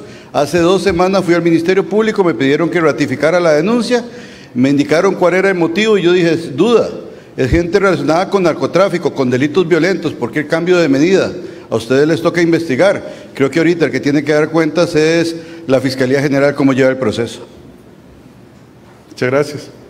¿Su repregunta? Sí, me gustaría conocer también su visión, don Rodrigo, su reacción. No, mi visión es, llevamos 656 crímenes y hay 1000 personas a los que les dieron medida cautelar entre un universo mayor, porque estas son 1000 de muchas, donde el ministro de Justicia dice, aquí no había ninguna razón, fíjense, con que la mitad de esos mate a alguien, o se meta en crimen, con que la cuarta parte mate a alguien. O sea, volvemos a lo mismo. Yo creo que ustedes, los de la prensa, nos preguntan mucho sobre algo que no está bajo nuestro control y honesta y respetuosamente le preguntan muy poco a quienes tienen el timón. Pero ellos le ponen una sábana y vuelven al otro lado y critican mientras ellos son los que están llevando el barco. Y a mí me encantaría que usted sacara un reportaje sobre esos 1000 casos que denunció el Ministerio de Justicia. De muchos casos, escogieron esos 1000 como los más... genéricos, hizo todo un paquete. Como los más ofensivos. Muchas gracias. Continuamos ahora con los medios regionales presenciales con Edgar Chinchilla de Noticias Edgar Chinchilla. Buenas tardes a todos, buenas tardes, don Rodrigo. Bueno, aprovechando que está por ahí el viceministro de Salud y el presidente de la Comisión de Emergencias, mi consulta va relacionada con la emergencia en el río Aguasarcas, allá en San Carlos. Hay mucha incertidumbre, don Rodrigo. Recientemente geólogos de la Comisión de Emergencias hicieron un mapa de rojo, amarillo y verde que, bueno, identifica las zonas de mayor o menor riesgo. A los de zonas rojas, el Ministerio de Salud los está notificando, les dieron 5 días para abandonar sus propiedades, agarren sus cosas, váyanse para donde puedan, ¿verdad? Hay mucha preocupación con esto, ¿verdad? Incluso la gente que está en zona amarilla dicen, bueno, el precio de nuestras propiedades bajan, ya no nos van a querer dar préstamos, por ejemplo, y en amarillo está todo el centro de Aguasarcas, que está, no sé, a más de 1 kilómetro del cauce del río. Entonces, varias cosas que ellos me hacen llegar. Lo primero, ¿por qué tan rápido se hizo ese mapa? ¿En qué se basaron? ¿Cómo lo hicieron? ¿Por qué ustedes mandan un oficio diciendo en el Ministerio de Salud que la intención no eran los desalojos, que la intención era otra? Y me dicen que ahora van a mandar un oficio anulando ese otro oficio, diciendo que sí, que los desalojos son los que proceden. Entonces, tal vez no tanto a mí, toda la gente que está por allá atenta a la conferencia, que les expliquen cómo está esta situación, por favor.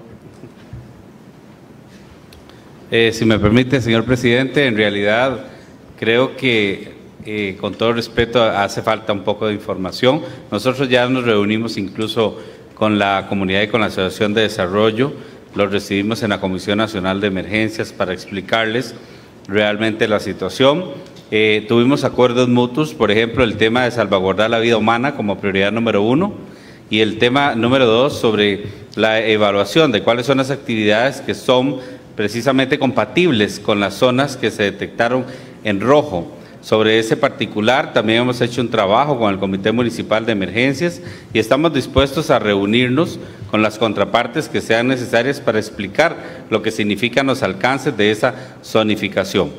Lo que se ha mal informado, digamos, en algunos medios, es que definitivamente el informe fue apresurado o como fuese. Nosotros ya estamos tramitando incluso un informe y vamos a financiar con el Fondo Nacional de Emergencias, dado que justamente esta zona está dentro de un decreto de Boni, vamos a financiar los estudios de la cuenca del río Aguasarcas para determinar ya de manera definitiva cuáles son las zonas que ahora sí son inhabitables. La coordinación que hemos hecho con el Ministerio de Salud ha sido una coordinación muy estrecha para proteger y poder también garantizarle a las personas el mejor trato y el mejor actuar de parte de todas las instituciones. Eso es lo que le puedo mencionar.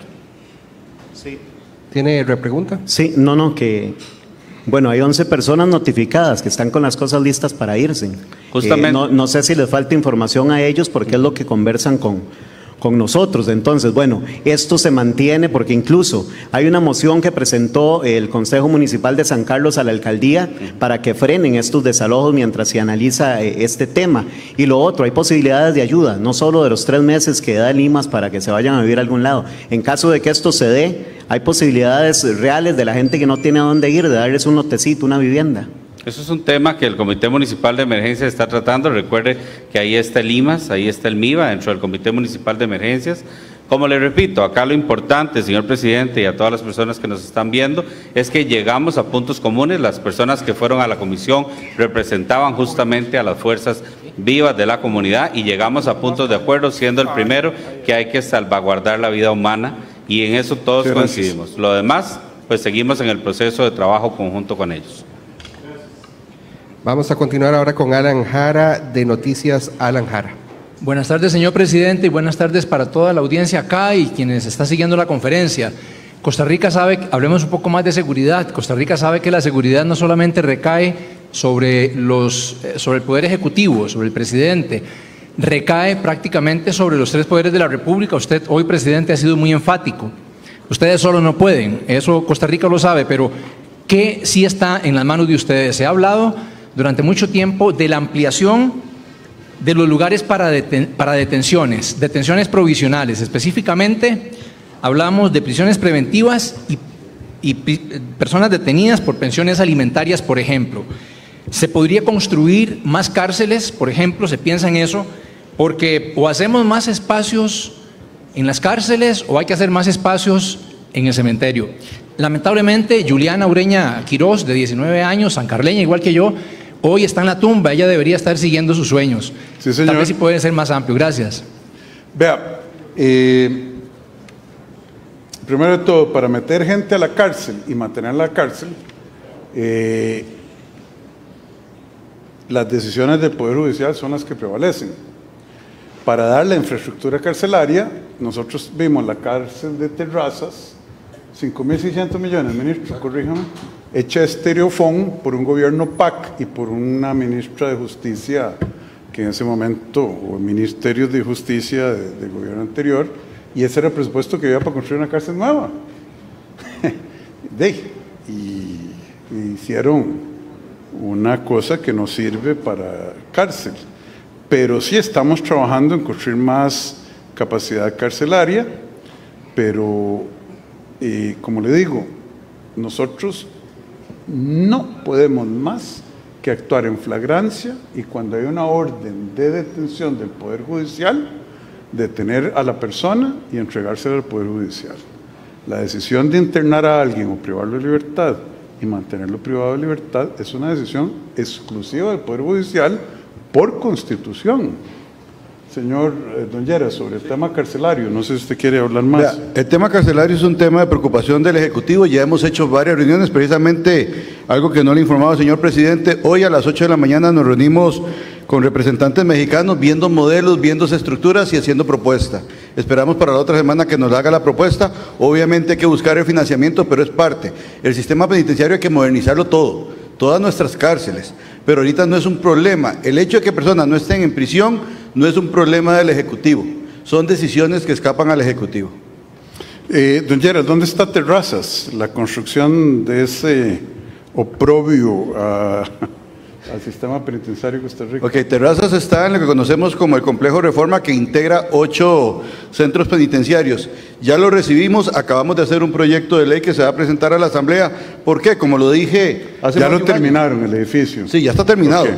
Es un edificio de 4 pisos que no tiene las condiciones de seguridad mínimas para tener privados de libertad. Yo no puedo ser irresponsable. Hablamos de gradas de escaleras de 1,30 m. No, por eso, pero ahora ¿qué va a pasar? Porque ahí está ese elefante blanco de ¿cuántos? ¿6.000 millones de pesos? Más de 5.600 millones de colones. 5.600 millones de pesos. Eso ¿Qué vamos a hacer con ese? No, lo vamos a utilizar para la estructura de la Policía Penitenciaria y Dirección General de Adaptación Social. Es el único fin que se le puede dar ahorita a esos recursos. Y dígame una cosa, si eso lo hubieran hecho con competencia o con inteligencia o sin sinvergüenzada, yo no sé, no tengo elementos, pero una de las dos tuvo que haber pasado. ¿Cuántos privados de libertad pudo haber albergado ese lugar? Más de 600 personas en este momento. Ahí está. Vaya a darse una vueltita, señor Jara. Yo sé que usted es un buen periodista. Vaya que le enseñen el adentro de ese diseño para que vea cómo se usaron esos 5.600 millones y lo que pudimos haber tenido. A la prensa una gira. Invitamos, es más, ¿cuándo los invita a la prensa? Vamos a coordinar una gira a través de mi jefe de prensa, les vamos a avisar a todos, pero lo vamos a hacer público. ¿Para cuándo? Esperamos, sí, después de la gira presidencial, para la siguiente semana. Vamos a coordinar la fecha, pero vamos a ir a Terrazas. Eso sí, bien temprano, porque ahí llueve.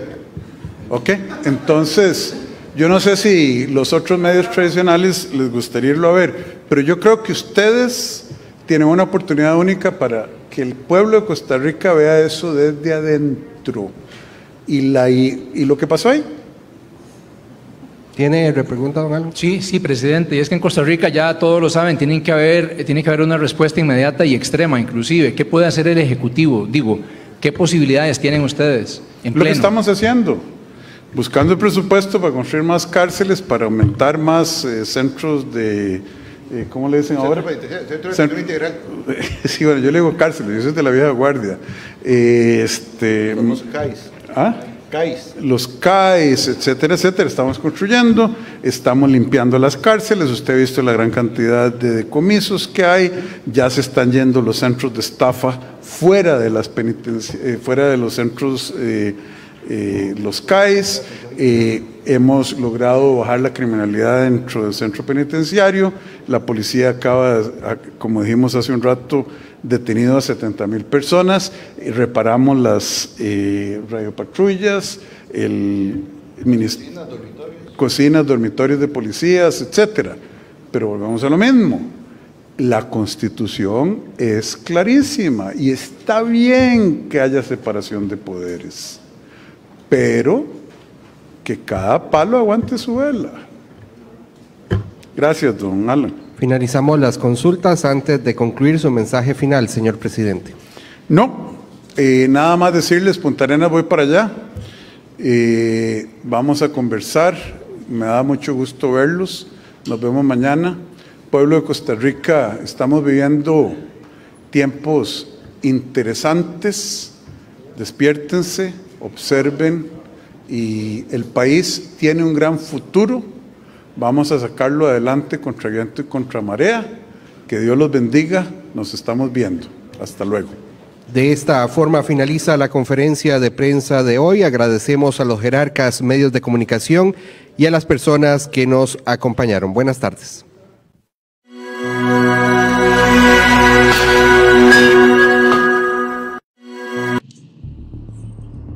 El robo de combustible se castiga con cárcel. Denuncia al 1002. penas de hasta 15 años. Cualquier daño al poliducto se castiga con cárcel. Denuncia al 1002, penas de hasta 15 años. Acueductos y Alcantarillados trabaja para ofrecerle más y mejores servicios. Con una inversión de más de $1.000 millones, la Ruta del Agua está agilizando la construcción de acueductos a nivel nacional para llevar agua potable a más de 1.300.000 personas. Y por medio de la ruta de saneamiento, se está impulsando la construcción de alcantarillados sanitarios que beneficiarán a más de 1.200.000 personas. AIA, haciendo que fluya el desarrollo.